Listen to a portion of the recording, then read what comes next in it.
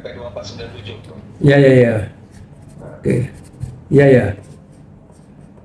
Apa intinya apa yang kamu bicara? Nah, sekarang di lapangan Prof Masuk banyak sekali, khususnya kayak giring atau letter C. Nah, jadi maksudnya kan berarti kan ya untuk masyarakat mungkin yang masih banyak di Indonesia masih memegang giring karena mungkin warisan atau bagaimana, apakah serta-merta ini akan jadi hilang gitu Prof, hak atas tanahnya gitu kan?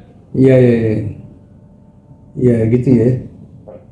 Ngambil judul cuma mungkin saya lebih perdalam lagi lebih kepada kekuatan pembuktian di peradilannya gitu Prof. Jadi eksistensi kekuatan pembuktian hukumnya kalau memang dinyatakan lagi bukan merupakan bukti kepemilikan hak, lalu bagaimana gitu, sedangkan ya sertifikat dan bisa ganda atau apa kan karena di adanya girik yang sebelumnya mungkin memang benar tanah itu adalah girik tersebut gitu Prof. Iya. Jadi benar ya seperti menghilangkan hak dari masyarakat desa itu sendiri gitu. Iya. Dengan adanya peraturan ini. Iya betul. Karena kalau persoalan pendaftaran tanah, ya pemberian hak itu harus ada dasarnya. Ya. Dasarnya apa? Kan selama ini alas haknya apa? Girik kah atau apa? Atau misalnya akte jual beli. Akte jual beli juga kemudian kan ditelusuri dasarnya dari mana orang ini punya. Mungkin surat kapling, ya kan begitu. Ya. Ya. Ya. Tapi semenjak peraturan ini keluar dinyatakan seperti itu kan menjadi problema yang sangat besar gitu Prof. Bagaimana gitu tanah ini gitu. Kamu pengacara nih? Siap Prof.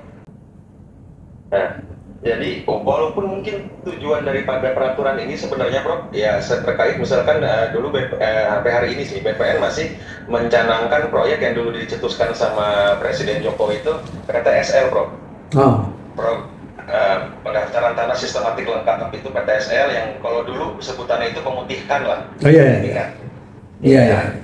Secara kolektif masyarakat segala macam, mungkin itu kan tujuannya untuk lebih cepat menyelesaikan pendaftaran tanah seluruh Indonesia lah. Mungkin tujuannya baik gitu Bro. Iya. Dari PP 18/2021 ini mungkin tujuannya baik, dia ngasih waktu 5 tahun kepada masyarakat untuk segera cepat-cepat mendaftarkan gitu. Tapi kan balik lagi kendala di lapangan itu kadang-kadang Prof, ya kita nggak bisa pungkirin pendaftaran sertifikat juga kadang-kadang kan butuh biaya, butuh waktu, butuh hal-hal yang memang nggak bisa juga dilakukan dipaksa gitu oleh negara dengan membuat peraturan 5 tahun harus mau tidak mau masyarakat harus mengikuti seperti itu gitu. Iya.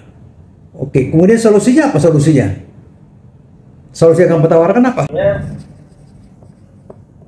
Solusinya sebenarnya Prof, kalau sebenarnya dan juga ada jadi si peraturan pemerintah 18/2021 ini juga di dalam penjelasannya dia menjelaskan malah Prof, dalam penjelasannya dia menjelaskan bahwa tapi di dalam pasal dia menjelaskan memberikan waktu 5 tahun, sedangkan di dalam penjelasan pasalnya dia menuliskan bahwa 5 tahun ini masih bersifat tidak bersifat wajib gitu, tapi sampai bahasa di dalam penjelasan itu sampai terselesaikannya program pendaftaran tanah di seluruh wilayah Indonesia. Maksudnya peraturannya juga saling akhirnya maksudnya antara pasal yang di dalam pokok sama ini juga saling bertabrakan. Maksudnya kenapa solusinya kenapa ya dalam penjelasan itu tidak dimasukkan juga ke dalam pasal yang di atasnya gitu Bro. Gitu ya.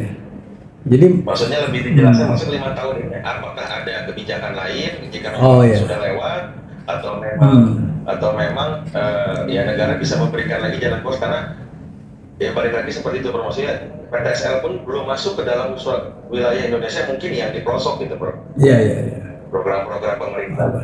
Kalau saran saya ini bisa ke Mahkamah Konstitusi perkaranya, minta tafsir. Kalau kamu gugat ini ke MK, nanti hadir menteri ya ngerti, DPR juga ngerti, Komisi 2, ya kan? Jadi dan kamu menjadi lebih terkenal tuh, ya kan?